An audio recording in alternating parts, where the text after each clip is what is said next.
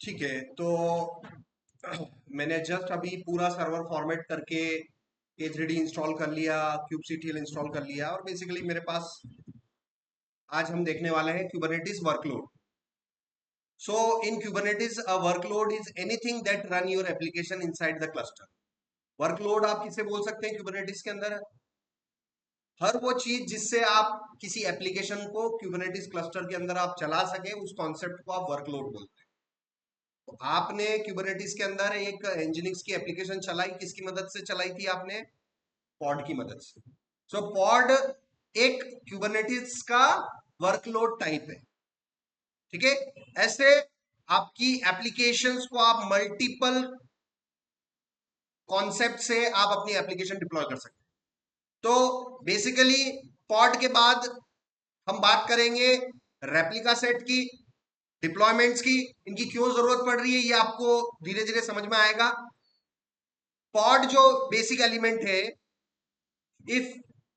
If define how your app run, scale, update and survive failures.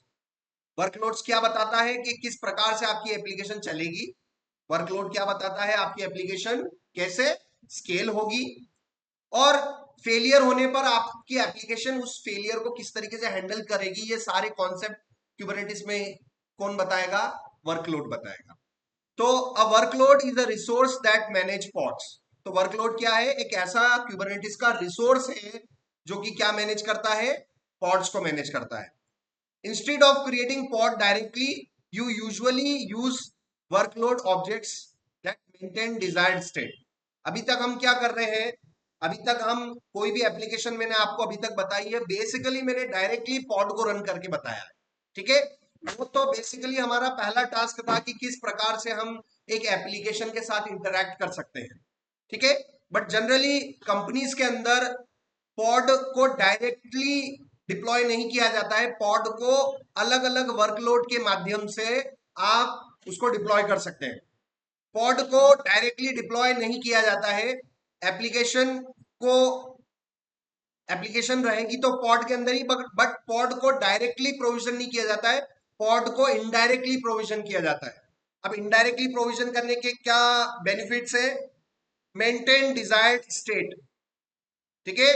अगर आपको ये चाहिए कि पर्टिकुलर मेरा पॉड हो, उस पॉड की मल्टीपल कॉपीज मैंने डिफाइन कर दी कि उस पर्टिकुलर पॉड की 5 कॉपीज होनी चाहिए। अगर 5 में से एक कॉपी उसकी डिलीट होती है या फिर क्रैश हो जाती है, तो ऑटोमेटिकली क्यूबरनेट का सिस्टम वो उतने कॉपीज मेंटेन रखेगा। ठीक है। सो अगर आप सिर्फ डायरेक्टली पॉड से कर रहे हैं तो पॉड किल होने पर आपकी एप्लीकेशन भी डाउन हो जाएगी। सबसे बड़ा डिसएडवांटेज क्या है पॉड का? कि अगर आपकी एप्लीकेशन डायरेक्ट पॉड से लॉन्च करके आप डायरेक्टली पॉड को एक्सेस कर रहे हो, नुकसान ये है कि पॉड क्रैश होने पर पॉड ऑटोमेटिकली हील नहीं हो सकता है, ऑटोमेटिकली ठीक नहीं हो सकता है, ऑटोमेटिकली चल नहीं सकता है। सो ये सारी प्रॉब्लम्स नॉर्मल पॉड के अंदर अवेलेबल है। Auto heal failed pods. ठीक है। सो अगर आप वर्कलोड यूज करोगे तो वर्कलोड यूज करने में क्या होगा कि अगर आपका पॉड फेल भी होगा तो ऑटोमेटिकली पॉड रीलॉन्च हो जाएगा। जैसे डॉकर के अंदर रीस्टार्ट पॉलिसी देते थे आप कि भाई सर्वर बंद भी हो जाएगा तब भी डॉकर स्टार्ट हो जाएगा, क्यूबरनेटिस के अंदर आपको कुछ भी करने की जरूरत नहीं है। आपको सिर्फ अप्रोप्रिएट क्यूबरनेटिस का वर्कलोड पर काम करना है। आपको ऐसा वर्कलोड चूज करना है जिसमें पॉड क्रैश भी हो जाए तो भी ऑटोमेटिकली लॉन्च हो जाए। पॉड के डिजायर्ड स्टेट अगर आपने मेंटेन कर रखे हैं कि भाई पर्टिकुलर पॉड के अंदर मुझे एंजिनिक्स की 5 कॉपी चाहिए, तो 5 में से 2 एंजिनिक्स के पॉड अगर डिस्ट्रॉय हो भी जाते हैं, क्रैश हो जाते हैं, वो लोड हैंडल नहीं कर पा रहे, तो क्यूबरनेटिस का अप्रोप्रिएट वर्कलोड उसके डिजायर्ड स्टेट को मेंटेन रखेगा। ठीक है। स्केल कर सकते हो, स्केल डाउन कर सकते हो। स्केल अप का मतलब उस पॉड की मल्टीपल रेप्लिकास आप बना सकते हो। अगर आपके पास एक पॉड चल रहा है और आपको मैं बोल दूं कि उस पॉड को स्केल अप करो, तो बेसिकली कहने का मतलब है, स्केल अप कहने का मतलब है उस पॉड की आपको क्या बनानी है? रेप्लिका बनानी, डुप्लीकेट बनाना है। उस पॉड के डुप्लीकेट वर्जन बनाना है, that is called scale up. अगर 5 पॉड चल रहे हैं और 5 में से मैं आपको बोल दूं भाई 2 कम कर दो, 5 की जगह आप 2 ही रखो, तो उस प्रोसेस को हम बोलेंगे स्केल डाउन।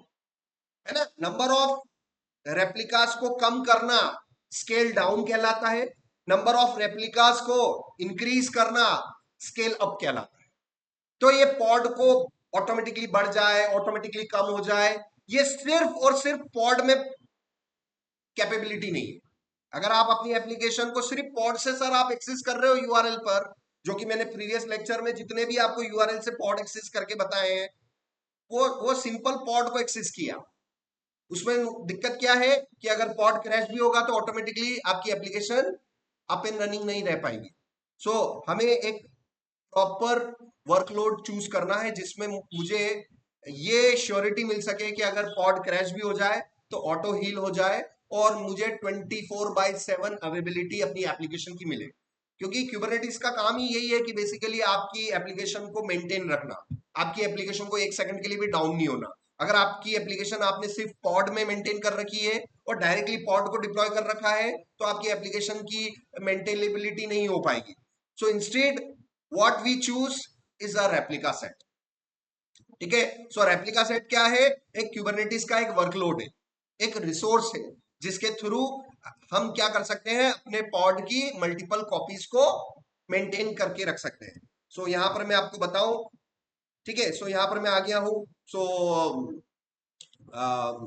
एलएस किया मैंने पर्टिकुलर MKDIR और 8 अप्रैल 2026 फोल्डर में मैं गया, 8 अप्रैल में गया, यहाँ पर मैं गया और मैं अपना एक क्लस्टर फॉर्म कर लेता हूँ सबसे पहले तो, जो कि मैं आपको ये बताना चाहता हूँ कि again I want to maintain 3 environments और हर इन्वायरमेंट के अंदर मुझे अलग अलग नेम स्पेसेस चाहिए।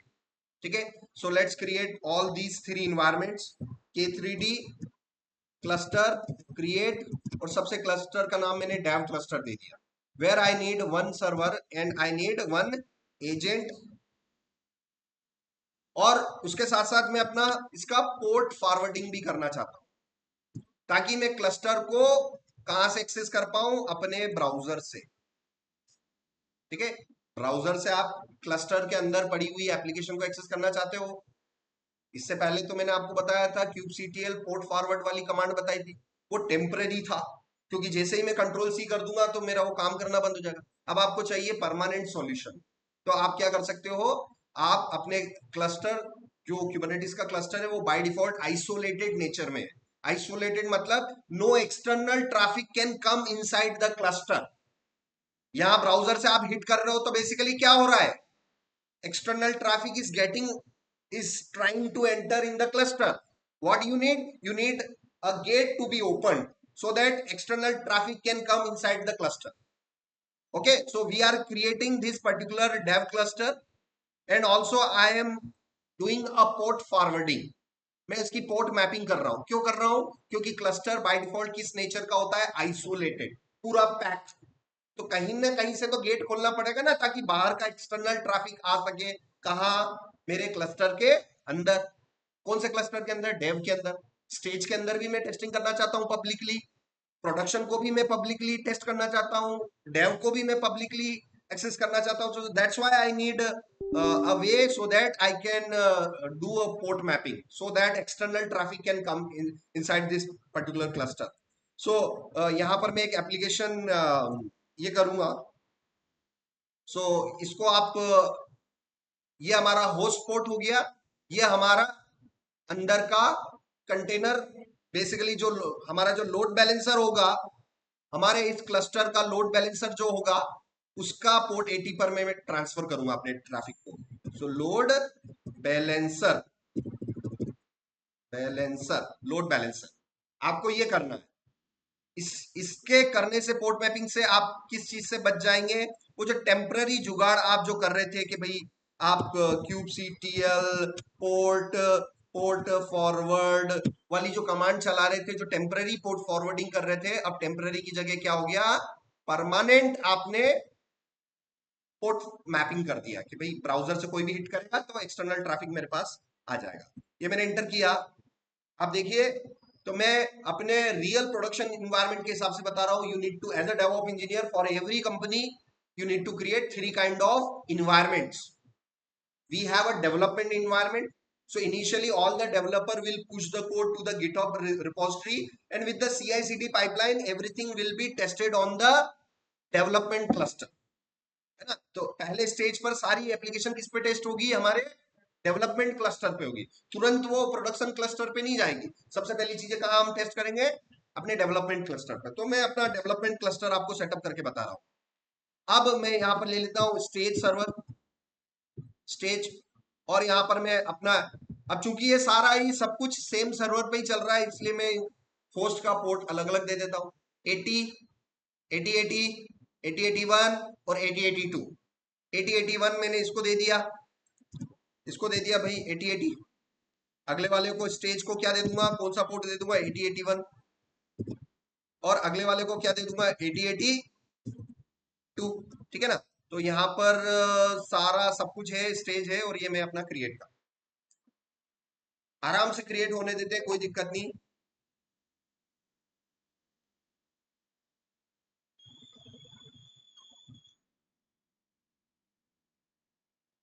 तो आपको ये पता चल रहा है कि जैसे ही आपका क्लस्टर सेटअप हो रहा है तो क्लस्टर में एक पार्ट लोड बैलेंसर का भी होता है, एलबी।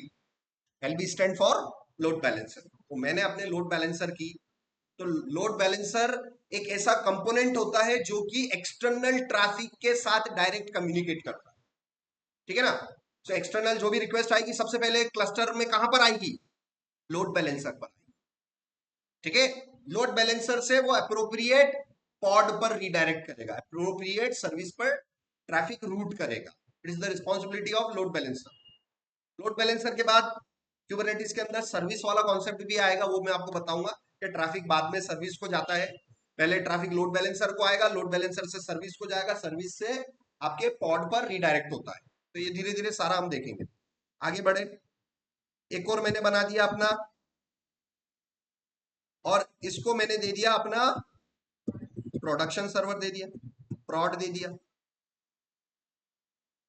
तो आपको भी इसी तरीके से काम करना है, 3 इन्वायरमेंट पे काम करना है, तीनों को नाम डेव, स्टेज और प्रॉड दे दिया, और तीनों के पोर्ट मैपिंग करवा दिए, और तीनों क्लस्टर के अंदर जा जाके अप्रोप्रिएट आपको नेम स्पेसेस भी बनाने। So we have 3 separate namespaces for 3 separate cluster. ठीक है।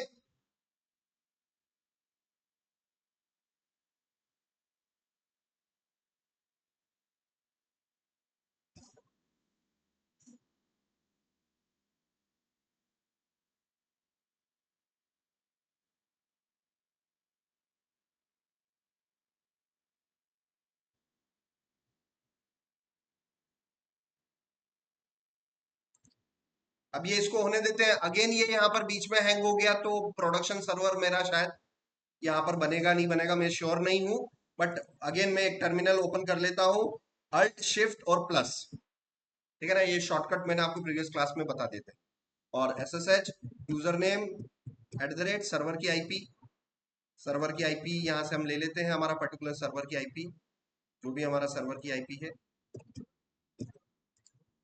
ये सर्वर की आईपी रहा मेरा।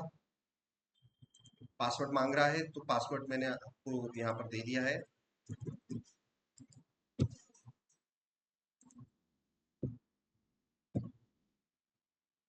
ठीक है। और ls-al किया मैंने, cd 8 अप्रैल, और k3d क्लस्टर लिस्ट यहाँ पर ये बता रहा है। अब यहाँ पर मैंने आपको प्रीवियस क्लास में किसके बारे में बताया था, कॉन्टेक्स्ट के बारे में बताया था। ठीक है। So you need to check the context. So context के अंदर हमें किसके बारे में पता चल जाता है कि भाई आपके पास अगर एक से ज्यादा क्लस्टर है तो कौन से क्लस्टर पे आप काम कर रहे हो। ठीक है। और कौन सा नेम स्पेस आपने चूज कर रखा है, तो वन बाय वन हम देखते हैं। सो कमांड है kubectl config, और एक होता है व्यू। एक कमांड आज बता रहा हूं, व्यू, kubectl config व्यू। पूरे कॉन्टेक्स्ट की जानकारी आपको लेनी है क्यूबरनेटिस के अंदर, तो kubectl config व्यू, इस कमांड से आपको लगभग सारी डिटेल मिल जाएगी। ठीक है ना। इसको आप केयरफुली देखोगे तो क्लस्टर आपके कितने क्लस्टर सेटअप है, 1 2, और थर्ड वाला हुआ ही नहीं। देखो डेव डेव दिखाई दे रहा है हमें, स्टेज दिखाई दे रहा है, डेव दिखाई दे रहा है, स्टेज दिखाई दे रहा है, मगर प्रॉड वाला हुआ ही नहीं, क्योंकि ये अभी बीच में हैंग हो गया, कल भी हो गया था, आज भी हो गया, कोई दिक्कत नहीं, बट यूं समझ लो कि ये सर्वर थोड़ा एंट्री लेवल का है, या पता नहीं कुछ दिक्कत आ रही होगी, बट कभी कभी हो जाता है। मेरे WSL में तो हो रहा है, लोकल WSL में तीनों बन रहे हैं, कोई दिक्कत नहीं। तो हो सकता है सर्वर में थोड़ी कैपेसिटी कम पड़ रही हो, रैम वैम, या फिर वो एक्सटर्नल कोई भी रीजन हो सकता है। अभी भी आज भी हमारे पास सिर्फ 2 ही क्लस्टर है, आज भी हमारे पास कौन सा क्लस्टर नहीं है, आज भी हमारे पास प्रोडक्शन क्लस्टर नहीं है। सो आपने ये देखा। अब करंट कॉन्टेक्स्ट यहां पर देखो, करंट कॉन्टेक्स्ट कौन सा है, के 3D स्टेज।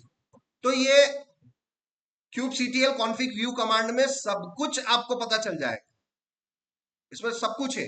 अगर इसमें आपको करंट कॉन्टेक्स्ट देखना है तो इस व्यू कमांड से आप जाके यहां देख लो। अगर आपको सारी इंफॉर्मेशन नहीं चाहिए, सिर्फ आपको kubectl config, और यहां से मैंने बोल दिया भैया get context, get context, context kubectl,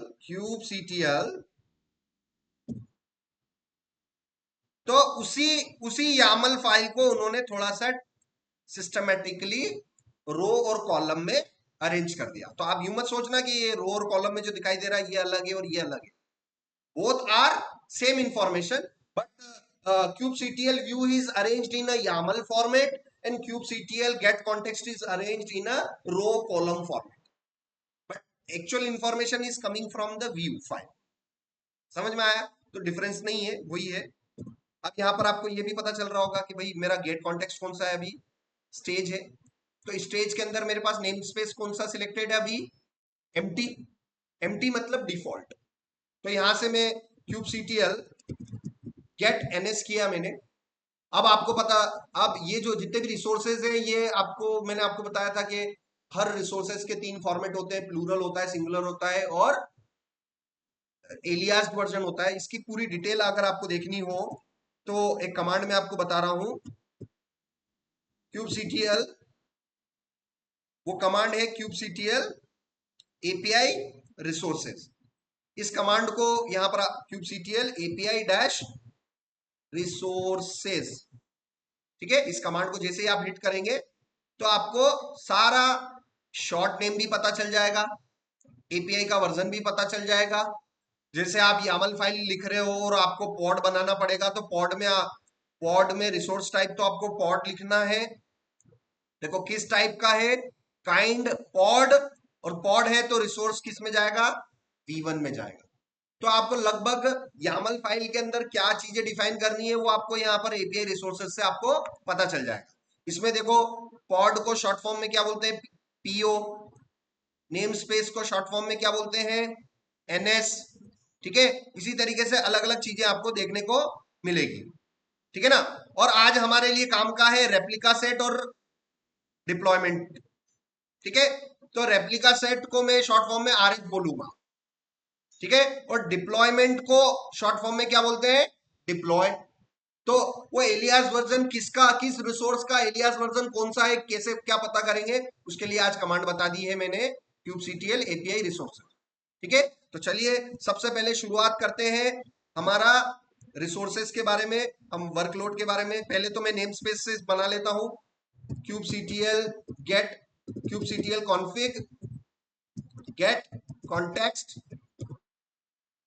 ठीक है, ये मेरा कॉन्टेक्स्ट है। अब kubectl get ns, इसके अंदर स्टेज वाले के अंदर मुझे किस टाइप का नेम स्पेस बनाना है, वर्चुअल, मुझे kubectl create ns and stage, ये ns बन गया, ये ns में स्टेज बन गया। मगर अब मैं क्लस्टर की इंफॉर्मेशन लूं, kubectl config get context, get context।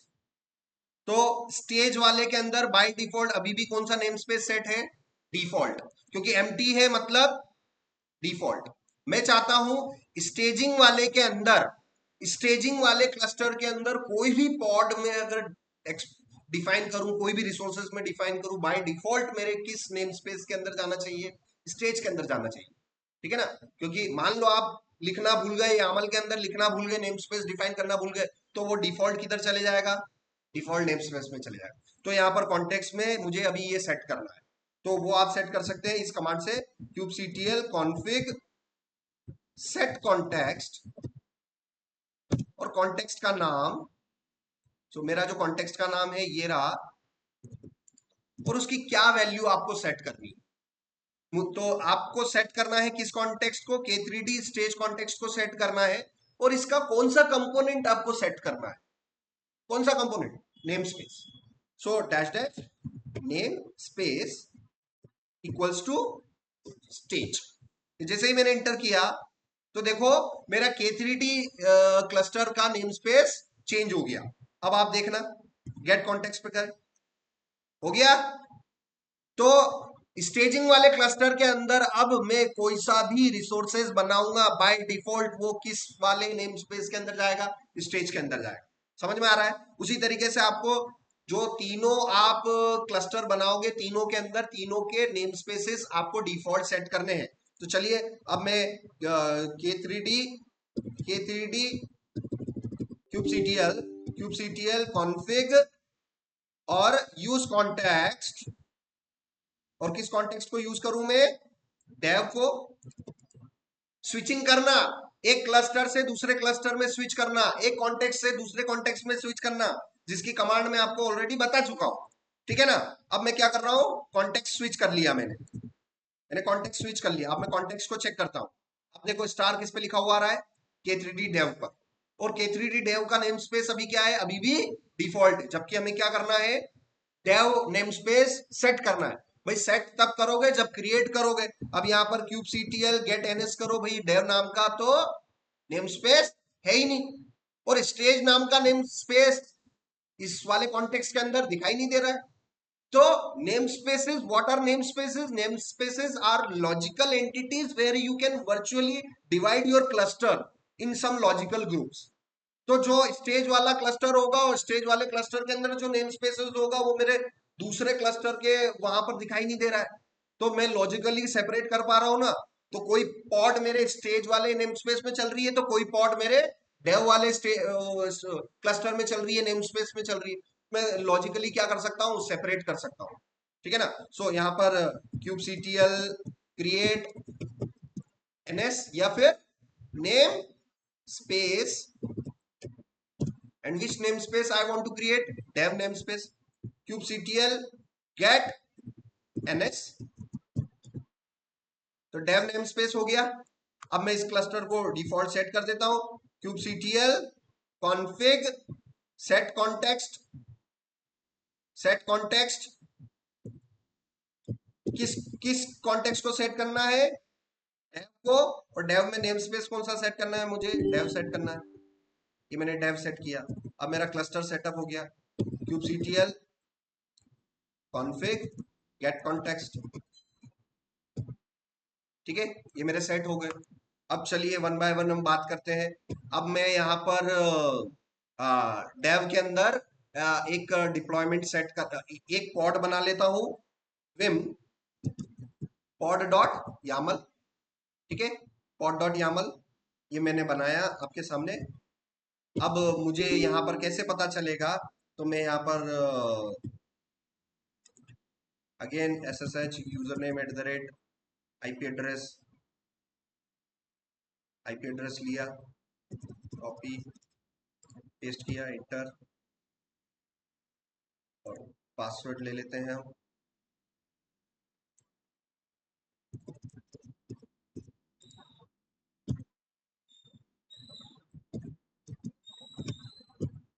ठीक है, अब kubectl API dash resources, API resources में आप देखेंगे डेफिनेटली आपको ये यामल जो आप लिख रहे हो इसकी सारी डिटेल्स आपको यहाँ मिल जाएगी। सो मैंने pod डॉट यामल नाम की फाइल बनाई, मतलब मुझे किसको एक्सप्लोर करना है, पॉड वाले को। तो किस टाइप का ऑब्जेक्ट बनाना है मुझे, पॉड, जो कि किस में जाएगा, किस एपीआई वर्जन किस में जाएगा, V1 में जाएगा, ठीक है ना। तो यहाँ पर सबसे पहला पता ही है आपको, एपीआई वर्जन कॉलन, ये V1 में क्यों जाएगा, क्योंकि वो रिसोर्सेज उस V1 के अंदर डिफाइंड है, मैंने डिफाइन नहीं किया, कुबरनेटिस वालों ने। उन्होंने जिस जिस रिसोर्सेस को जिस एपीआई वर्जन में डाला है वही ग्रुप आपको यामल में वैसे डिफाइन करने पड़ेंगे। अगर आपने यहाँ छेड़खानी कर दी, कुछ भी चेंजेस कर दिए, तो वो बनेगा नहीं, एरर आ जाएगी। समझ में आ रहा है? तो प्रॉपरली सिस्टमेटिकली हमें देना। अब काइंड, तो मुझे पता है कि भाई ये V1 है, तो काइंड ये रहा काइंड। काइंड क्या है, किस टाइप का है? पॉड। पॉड में पी कैपिटल लिखा हुआ है। सो जो लिखा हुआ है एपीआई रिसोर्सेज में वो आपको यहाँ पर लिखना है। उसके बाद metadata. Metadata are the additional information. So which kind of metadata I want to define, कि पॉड का नाम, so name colon pod number 1। अब ये पॉड का नाम, और ये पॉड किस नेम स्पेस के अंदर जाएगा, तो यहाँ पर नेम स्पेस भी दे दो कि भाई ये जो नेम स्पेस जो है ये किसके अंदर जाएगा, डेव के अंदर। ठीक है ना? और यहां पर मैं स्पेक ले लेता हूं। स्पेक मतलब स्पेसिफिकेशन। स्पेसिफिकेशंस में आएंगे containers, because this is a pod, it can contain multiple containers. ठीक है ना? इसीलिए स्पेक के अंदर कंटेनर्स लिख रखा है। सो यहां पर आए हम, और पर्टिकुलर हम डिफाइन करेंगे नेम कॉलन। सो यहां पर मैंने दे दिया pod1, और इमेज कॉलन यहां पर मैंने दे दिया एनजीनिक्स। बहुत कर लिया हमने। आज हम ले लेते हैं एनजीनिक्स के अलावा वेब सर्वर कौन कौन से होते हैं मार्केट में। अपाचे होते हैं, तो अपाचे के लिए यहां पर आप रजिस्ट्री पर जाना, hub.docker.com, और अपाचे के लिए HTTPD यूज करना है अपने को। क्या यूज करना है? HTTPD। सो यहां पर मैं लिख देता हूं, नीचे में यहाँ कहीं डिफाइन कर देता हूं। So for Nginx, you use Nginx colon latest, and you will get Nginx web server. For Apache, you need to type HTTPD colon latest. You will get Apache what web server. ठीक है ना? तो आज हम थोड़ा सा HTTPD पे भी कर लेते हैं। तो भैया यहाँ पर जाके आपको क्या लिखना है? HTTPD। आप यहां पर गए और you will be able to access HTTPD। So HTTPD पर जाएंगे आप, so you will get the official image.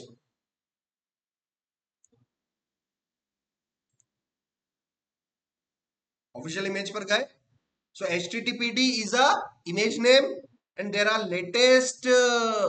are lot of tags available, and one of the tag is latest available. So can I write HTTPD colon latest? Yes, you can write. So in the YAML file image colon, what I can write? HTTPD colon latest. So this is one of the container. So ये मेरा container set हुआ। अब यहाँ पर escape colon ये किया मैंने, ये हुआ। और पर्टिकुलर ये जो क्लस्टर है मेरा, ये जो क्लस्टर है मेरा, सबसे पहले तो मैं कॉन्टेक्स्ट चेक कर लेता हूं। कॉन्टेक्स्ट आप चेक करिए, कौन सा कॉन्टेक्स्ट है मेरा? डेव। और ये उसमें मैं अगर कैट करूं पॉड को, तो पॉड को भी मैंने क्या दे रखा है? डेव दे रखा है। अगर इसको मैं अगर अभी प्रोविजन करूं, और ये क्लस्टर बनाते समय, डेव वाला क्लस्टर बनाते समय, डेव वाला क्लस्टर बनाते समय मैंने पोर्ट नंबर 8080 एक्सपोज किया था। ठीक है ना? यहां पर अभी जब मैंने पॉड बनाया था आपके सामने, पॉड मैंने बनाया था, तब पोर्ट कौन सा एक्सेस किया था मैंने? Particular for the development I have access the load balancer port number 8080। So उसको मैं यहाँ पर पर्टिकुलर यूज करूंगा। सो यहाँ पर गए, अब kubectl apply -f pod dot YAML. So जैसे ही मैंने pod डॉट यामल किया तो ये मेरा बन गया। अब kubectl get ns करूं, तो बाय kubectl get ns किया मैंने, तो kubectl get pod, मुझे अपने पॉड पता करने हैं। तो देखो मेरा पॉड क्या आ रहा है? रनिंग है। अब ये पॉड मेरे किस kubectl get nodes में करूं?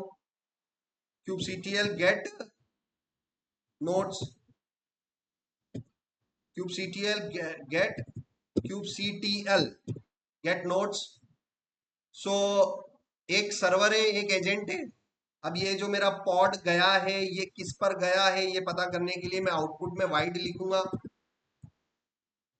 किस पर प्रोविजन हुआ? ये एजेंट पर हुआ, कोई दिक्कत नहीं। तो अब इसको हम एक्सेस करके यहां पर देखते हैं पर्टिकुलर। सो मैं ट्राई करके देखता हूं एक बार। So local host colon 8080 it works. अब ये वो एंजिनिक्स के अंदर एंजिनिक्स की चीजें आती है, ये अपाचे के अंदर इट वर्क्स लिखा हुआ है। अगर इट वर्क्स आ रहा है मतलब आपका पॉड चल रहा है और आपका जो क्लस्टर है उस पर पोर्ट 8080 को आपने लोड बैलेंसर पर आपने ओपन कर दिया, उसका पोर्ट मैपिंग कर दिया। पोर्ट मैपिंग का मतलब होता है कि बाहर का ट्रैफिक अंदर जा सके।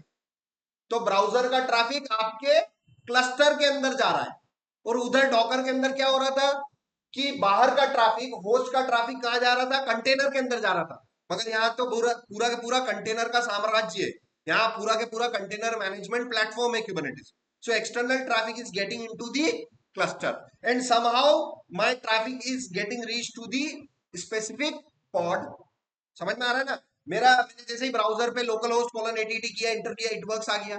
इसका मतलब एक्सटर्नल ट्रैफिक गया, क्लस्टर के अंदर एंटर किया, क्लस्टर के अंदर मेरे तो वर्चुअल क्लस्टर चल रहे हैं, एक स्टेजिंग चल रहा है, एक डेवलपमेंट चल रहा है, वो उस पर्टिकुलर पॉड तक चला गया।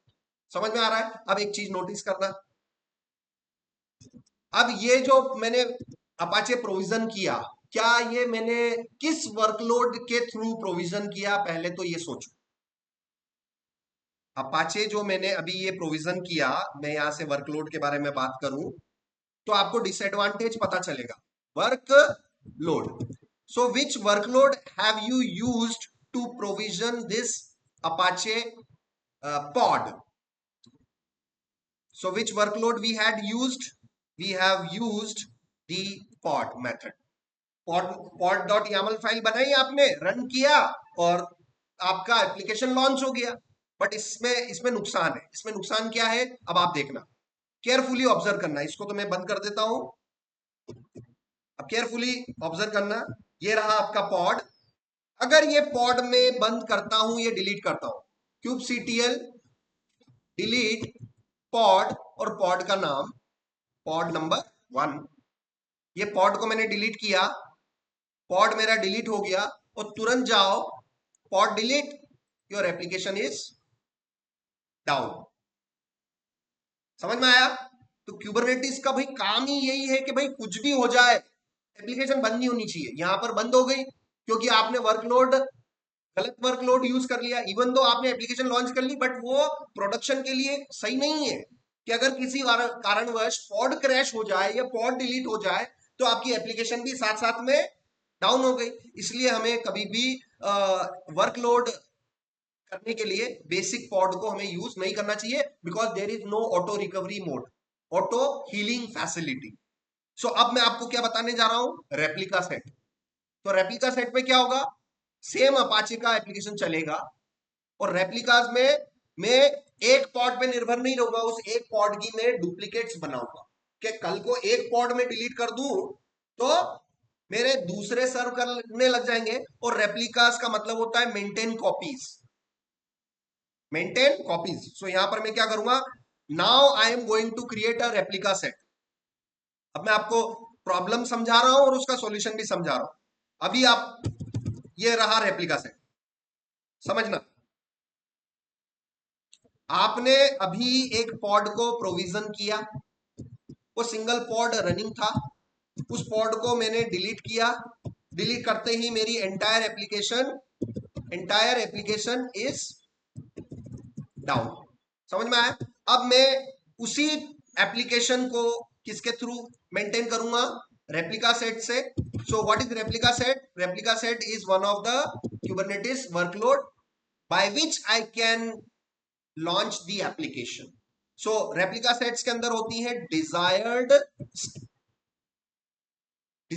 स्टेट, मतलब आप उसकी स्टेट कितना चाहते हो। तो मैं चाहता हूं कि भाई एट ए टाइम मेरे उसके जो रनिंग काउंट है, उसका काउंट, उसकी कॉपीज मेरे पास चले 3 चले।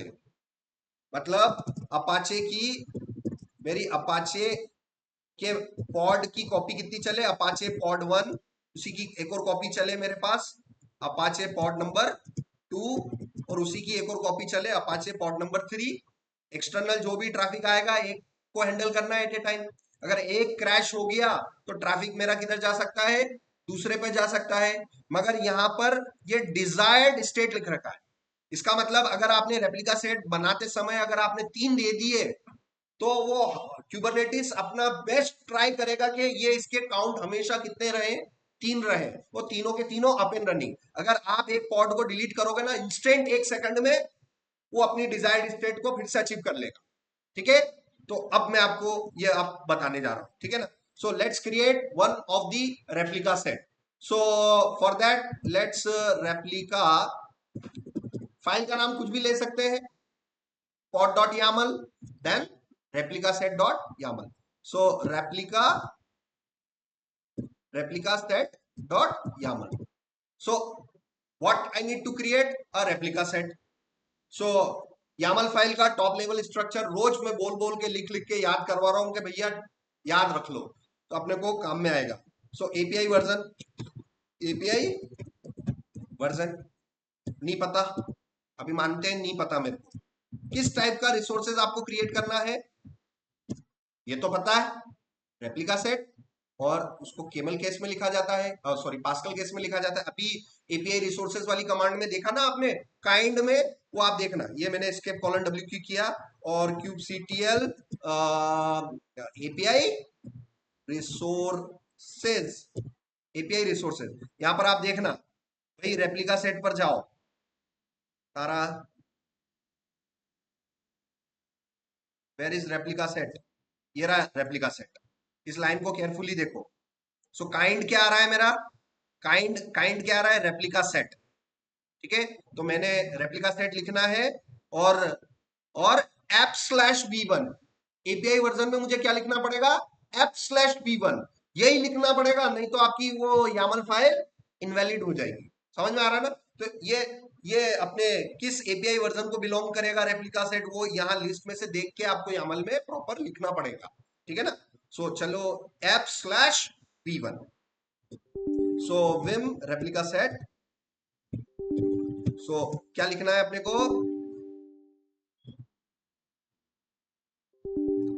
app/v1 replica set. उसके बाद आता है Meta data, metadata, Meta data के बाद क्या आएगा हमारा, स्पेक आएगा।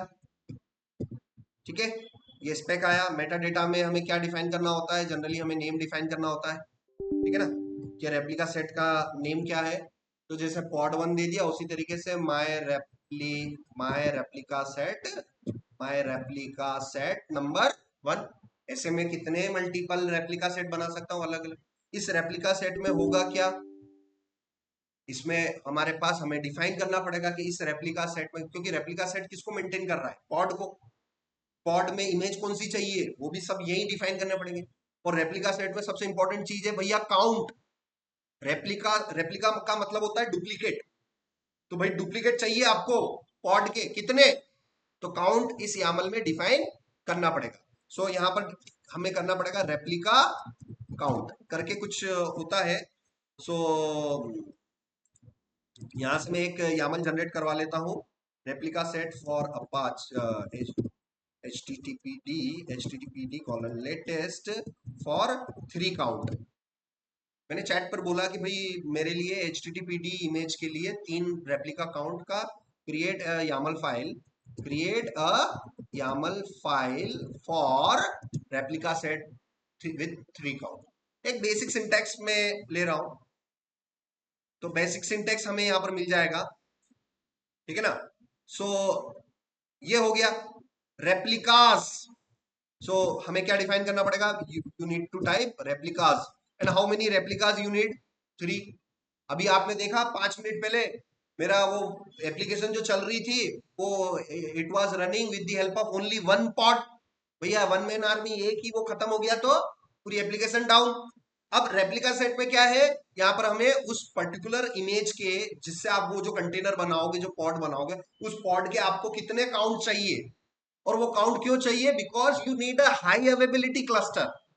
भाई क्यूबरनेटिस का काम ही है कि डॉकराइज्ड एप्लीकेशन को रन करना, और वो जो एप्लीकेशन रन हो रही है उसके मल्टीपल कॉपीज को मेंटेन रखना, क्यूबरनेटिस की जिम्मेदारी है कि अगर किसी कारणवश एक पॉड डिस्ट्रॉय हो जाए, क्रैश हो जाए, बंद हो जाए, तो नंबर ऑफ कॉपीज को मेंटेन रखे वो, ताकि अगर ट्रैफिक आया और एक क्लस्टर डिस्ट्रॉय हो गया तो एट ए टाइम वो दूसरे पर रिडायरेक्ट कर दे। और जब तक वो जिंदा हो रहा है, क्योंकि मान लीजिए 3 कॉपीज ले रखी है, तीसरा पॉड अगर डिस्ट्रॉय हो गया है, तो मीनवाइल अगर कोई ट्रैफिक आया तो बचे हुए सर्व कर लेंगे, और उस दौरान तीसरे की भरपाई के लिए तुरंत तीसरा कंटेनर फिर से प्रोविजन हो जाएगा। यही उसका काम है, डिजायर्ड स्टेट को मेंटेन रखना। सो रेप्लिका सेट का काम ही यही है कि you will define some replicas of the pod and Kubernetes will try to maintain those desired state. उसको आप प्रैक्टिकली आप उसको जाके डिलीट करोगे ना, तुरंत बन जाएगा, अभी मैं बताने वाला। सो ये रेप्लिकास हो गया।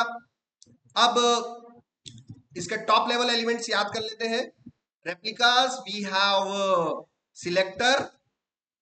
have selector colon, we have template colon, ठीक है ना। सो स्पेक के अंदर रेप्लिका, सिलेक्टर और टेम्पलेट हमें याद रखने हैं। पहले मैं टेम्पलेट पर आ जाता हूं। सो टेम्पलेट के अंदर अगेन मेटाडेटा और स्पेक है हमारे पास। सो टेम्पलेट के अंदर आपको ये बताना पड़ेगा कि भाई ये जो 3 रेप्लिकास तुम बनाने वाले हो, ये एंजिनिक्स की बताने, एंजिनिक्स की इमेज का पॉड बनाना है कि अपाची की इमेज का पॉड बनाना है, तो आपको उस पॉड के बारे में डिटेल किधर देनी है, टेम्पलेट के अंदर देनी है। So metadata and again spec. Spec के अंदर आप आ जाए, स्पेक के अंदर हम बाहर का क्या लिखते थे, कंटेनर्स लिखते थे। उसके बाद dash name colon, this is my जो भी आप अपाचे HTTPD 1 और image colon HTTPD colon latest. So ये मैंने सही लिखा क्या, बिल्कुल सही लिखा, क्योंकि मेरे को वो बाहर वाला टॉप लेवल का फॉर्मेट मैंने याद कर लिया, तो मेरे को अंदर देख देख के लिखने में या फिर मैं मेमोराइज कर, मैंने इस तरीके से किया है। अगेन मेटा डेटा, इसका मेटा डेटा, तो ये जो पॉड बनेगा इसका क्या नाम रखना है, इसका नाम HTTPD 1 रखा। ये किस नेम स्पेस में जाएगा, तो यहाँ पर भी नेम स्पेस यही देना पड़ेगा, नेम स्पेस यही देना पड़ेगा। ये किस में जाएगा, डेव में जाएगा, शायद यहाँ पर नेम स्पेसेस इन्होंने नहीं ले रखा है। मेटा डेटा के अंदर ये लेबल ले लिया इन्होंने, इस लेबल का भी हम अभी देखेंगे पर्टिकुलर, ठीक है। सो यहाँ पर रेप्लिका सेट्स के अंदर ये सिलेक्टर हमें देने पड़ेंगे। इस सिलेक्टर से ये जितने भी रेप्लिकास बनेंगे, जैसे यहाँ पर आपने रेप्लिका दे दिया 3, तो इस HTTPD के कितने पॉड बनेंगे, 3 पॉड बनेंगे। उन तीनों पॉड को एक लेबल असाइन कर दिया जाएगा, कॉमन लेबल, ताकि आगे चल के वो चीजें क्यूबरनेटिस उसको इजीली लेबल के थ्रू एक्सेस कर सके। तो मैं यहाँ पर इसको कर लेता हूँ। सो बेसिकली हमें क्या करना है, हमें एक लेबल डिजाइन करना है, लेबल डिफाइन करना पड़ेगा मेटा डेटा के अंदर। नेम स्पेस भी ले सकते हैं, लेबल कॉलन, और यहाँ पर लेबल हमने दे दिया, पर्टिकुलर लेबल हमने दे दिया, labels colon app colon HTTPD। सो ऐप कॉलन HTTPD, सो ऐप कॉलन HTTPD, ये उसका क्या हो गया, लेबल हो गया, पर्टिकुलर लेबल। और यहां से हम इसको सिलेक्ट करेंगे, सिलेक्टर।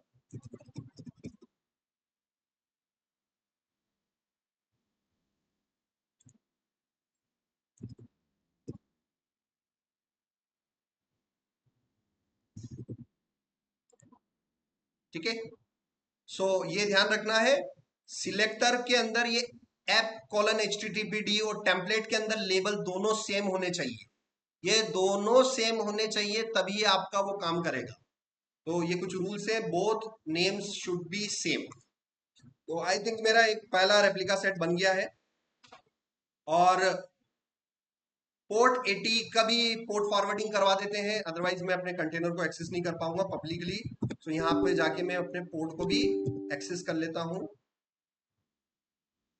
पोर्ट को भी हम क्या करवा लेते हैं, मैपिंग करवा लेते हैं, ठीक है ना। सो इमेज के जस्ट नीचे हमने किया, और कंटेनर पोर्ट नंबर 80, तो लोड बैलेंसर से आएगा ट्रैफिक एंड ये 80 पर चले जाएगा। और इस रेप्लिका सेट को मैंने सेव किया, ये कैट किया रेप्लिका सेट। अब क्यूब CTL गेट RS किया मैंने, अभी तक मेरे पास रेप्लिका सेट कितने हैं देख लेते हैं, अगर कोई अवेलेबल होगा। There is no replica set in which namespace, dev namespace. So let's create the first replica set. So kubectl apply dash f और replica set. So replica set error validating kind no true validation. So replica set validating data kind not set. ठीक है ना, तो मैं क्या करना भूल गया, काइंड डिफाइन करना भूल गया। सो रेप्लिका काइंड में के स्मॉल, ठीक है ना।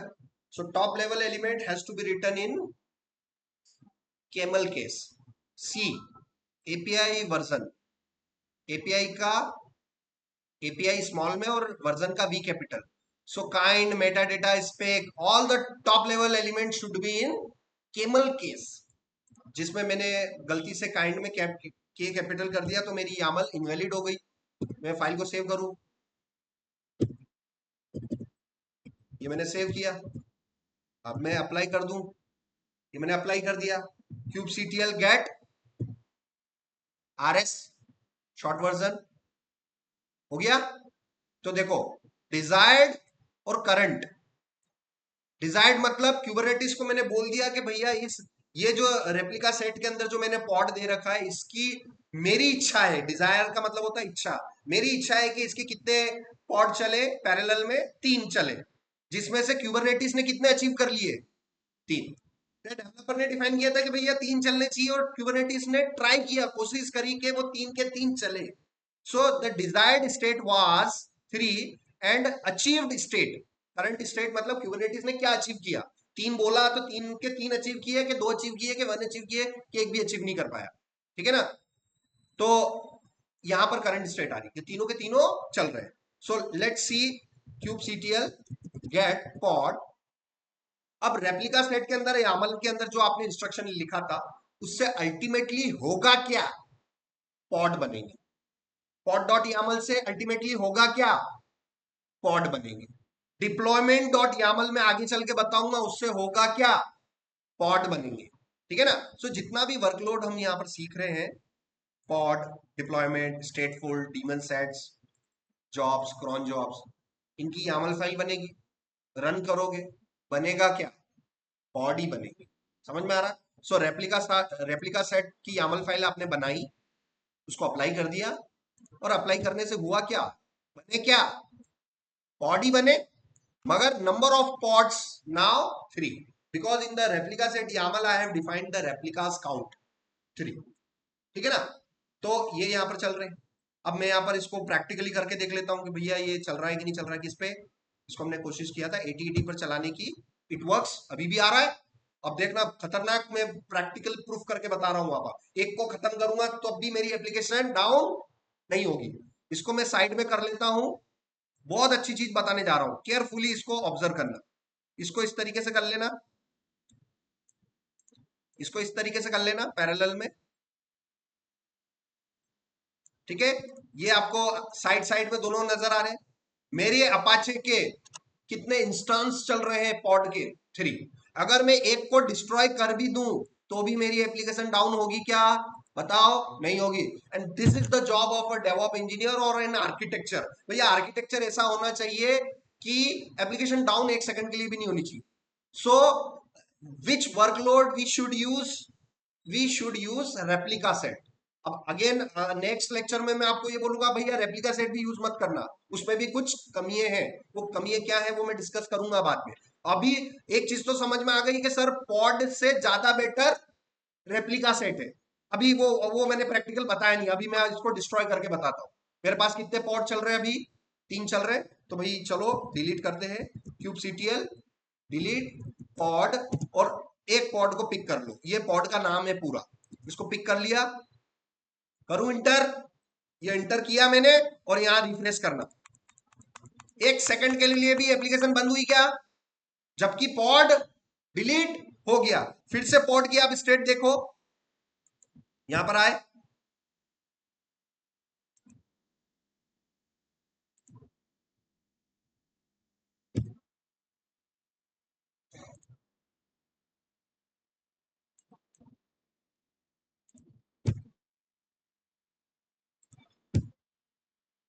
ठीक है, ये कुछ लोड बैलेंसर का इशू आ रहा है, बट मेरा एक्सप्लेन करने का, समझाने का तरीका, या फिर मैं जो समझाना चाह रहा हूं कि आप साइड में अपनी एप्लीकेशन को, आप पॉड को डिस्ट्रॉय करोगे, फिर पॉड बन के आ जाएगा, खत्म करोगे फिर आ जाएगा, खत्म करोगे फिर आ जाएगा।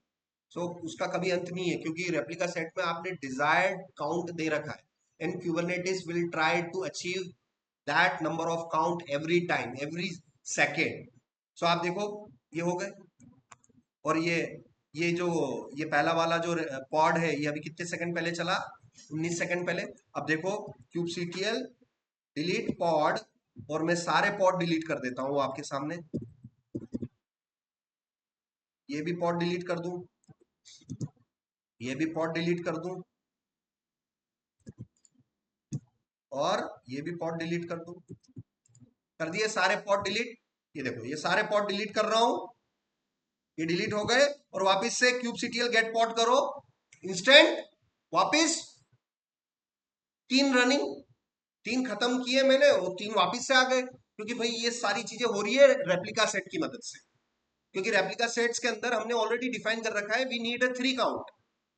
अगर तीनों डिस्ट्रॉय हो जाए तो फिर से बना लो, और उसको हमेशा try to maintain the running state, because it is the application are getting loaded there, external traffic is coming, and they will be routed to the pods. If one of the pod is down, then switch the traffic to another pod. Meanwhile, the down pod will be created again because of the replica set. replica set की मदद से हमारे क्या हो रहे हैं, pods create हो रहे हैं ऑटोमेटिकली। नॉर्मल पॉड्स डिस्ट्रॉय होंगे तो सेल्फ रिक्रिएट नहीं होंगे। तो पॉड डॉट यामल कभी नहीं बनानी, लाइफ में कभी नहीं बनानी। वो तो आपके लेक्चर थे, सिखाना था, इसलिए मैंने बेसिक यामल बताई। मगर आज उस पॉड डॉट यामल से बेटर क्या है, रेप्लिका सेट डॉट यामल। भाई उसमें मैं अपनी, मेरा पॉड अगर मैं डिलीट करूंगा भी सही, तो वो वापस लॉन्च हो जाएगा। ये तो अभी मैंने जानबूझ के इंटेंशनली डिलीट किया है, मगर मान लीजिए किसी कारणवश चलते चलते मेरा पॉड बंद हो जाए, चालू हो जाए, डिस्ट्रॉय हो जाए, कोई भी रीजन हो सकता है, तो उस केस में भी मुझे टेंशन लेने की जरूरत नहीं है कि मेरी एप्लीकेशन 1 सेकंड के लिए भी डाउन होगी। ठीक है, सो ये हमने अचीव किया। अब यहां पर हम देख लेते हैं थोड़ा सा। तो सो रेप्लिका सेट में हमने क्या देखा कि it maintains the desired state. Auto heal failed pods, क्या ऑटो हीलिंग, हीलिंग का मतलब समझते हैं ना, कि जैसे जख्म लग जाते हैं तो ऑटोमेटिकली ठीक होता है कि नहीं होता है, वैसे ही क्यूबरनेटिस का क्लस्टर डिस्ट्रॉय, क्यूबरनेटिस का एक पॉड डिस्ट्रॉय हो गया, खत्म हो गया, ऑटोमेटिकली हील कर पा रहा है कि नहीं कर पा रहा है। Yes, so replica sets have a auto healing capability. Replica sets have a facility to maintain the desired count of the pod. ठीक है ना। ये चीजें इसके अंदर है, स्केल अप, स्केल डाउन, और आगे क्या क्या चीजें डिफरेंस है वो हम देखेंगे। Replica set, what replica set will do, it will maintain the copy of a pod. Okay, आगे बढ़ते हैं। इसमें एक छोटा सा यहाँ पर हमारे पास पर्टिकुलर एक शीट है, जिसके अंदर कुछ वर्कलोड के बारे में दिया गया है, उसका इस्तेमाल हमें कहाँ करना है और उसके की फीचर क्या है। पॉड जो है एक बेसिक यूनिट है जो कि सिंगल इंस्टांस के लिए है। रेप्लिका सेट हम क्यों यूज करेंगे, अपने रेप्लिकास मेंटेन करने के लिए, पॉड के डुप्लीकेट्स को मेंटेन करने के लिए, जिसमें हमें क्या मिल जाती है, ऑटो हीलिंग कैपेसिटी। जैसे ही मैं पॉड डिलीट किए, मैंने तीनों kubectl डिलीट पॉड और पॉड 1 स्पेस पॉड 2 पॉड 3, इन सारे पॉड को डिलीट करते ही ऑटोमेटिकली फिर क्या हुआ, ऑटोमेटिकली हील हो गया, ऑटोमेटिकली नए फिर से बन गए।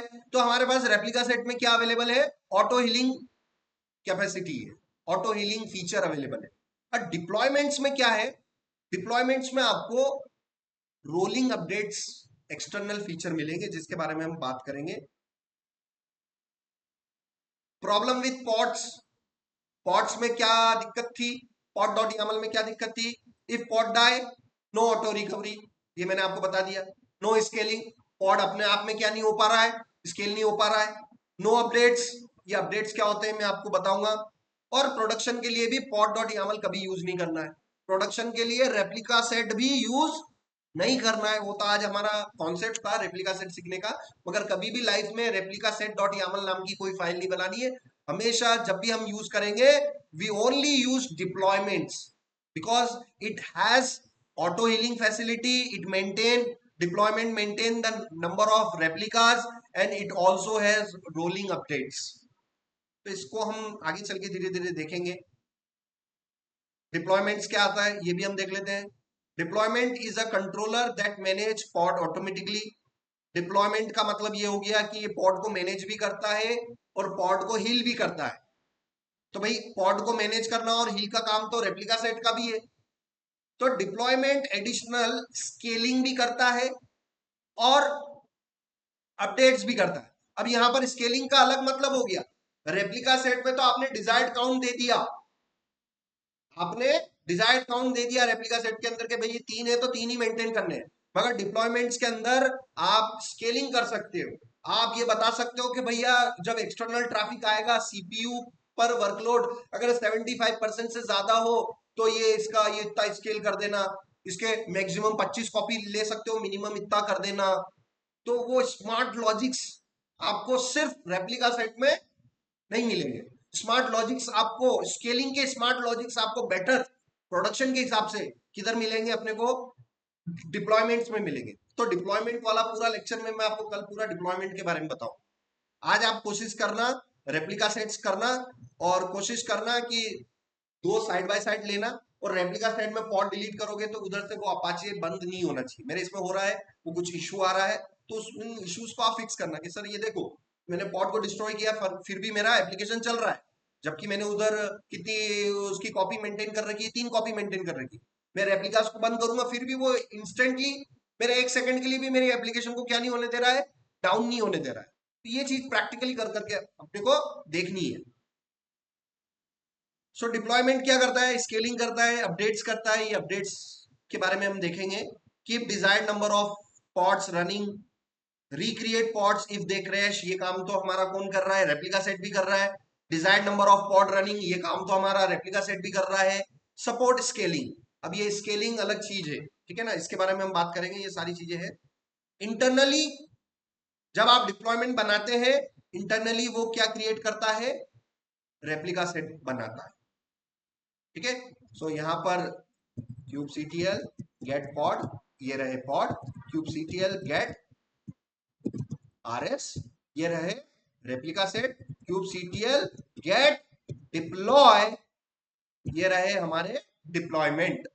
तो अभी तक मैंने आज के लेक्चर में आपको क्या नहीं सिखाया, डिप्लॉयमेंट नहीं सिखाया, मैंने आपको सिखाया replica set. So I have taught you to create a replica set with the help of YAML, not command. सो kubectl कमांड से भी आप रेप्लिका सेट बना सकते हो। क्यूबरनेटिस का हर रिसोर्स आप कमांड के थ्रू बना सकते हो, but it will be very tough because everything every parameter you need to write in a command line, but better to write in a YAML format so that the file can be saved, later it can be retrieved, later it can be edited.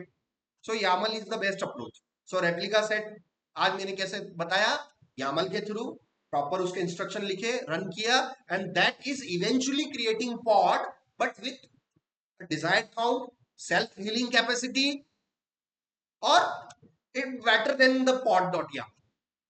Is replica set is better than pod.yaml?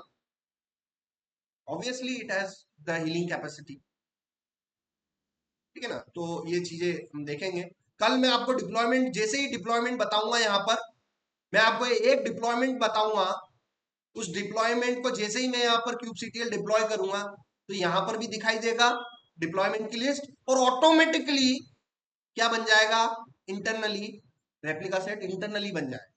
कल मैं बनाऊंगा तो क्या deployment बनाऊंगा, मगर replica set automatically create हो जाएगा with the help of deployment. तो ये सारी चीजें प्रैक्टिकल कर करके देखिए। तो जो चीजें सीख रहे हैं ना उनको थोड़ा टाइम देना पड़ेगा, उससे एसोसिएटेड असाइनमेंट करते रहो, प्रैक्टिकल करते रहो। जैसे आज मैंने अच्छी चीज बताई, 3 क्लस्टर बनाए, तीनों क्लस्टर में बाय डिफॉल्ट नेम स्पेसेस कौन से एक्टिव थे, डिफॉल्ट, जिसको मैंने क्या किया, स्टेज को स्टेज नेम सर्वर दे नेम स्पेस दे दिया, डेव को डेव वाला नेम स्पेस दे दिया। उसी तरीके से आप कोशिश करो इस तरीके से करके pod.yaml बनाया, टेस्ट किया, रेप्लिका सेट को अच्छी तरीके से समझा, and then tomorrow we will deeply understand what a deployment is.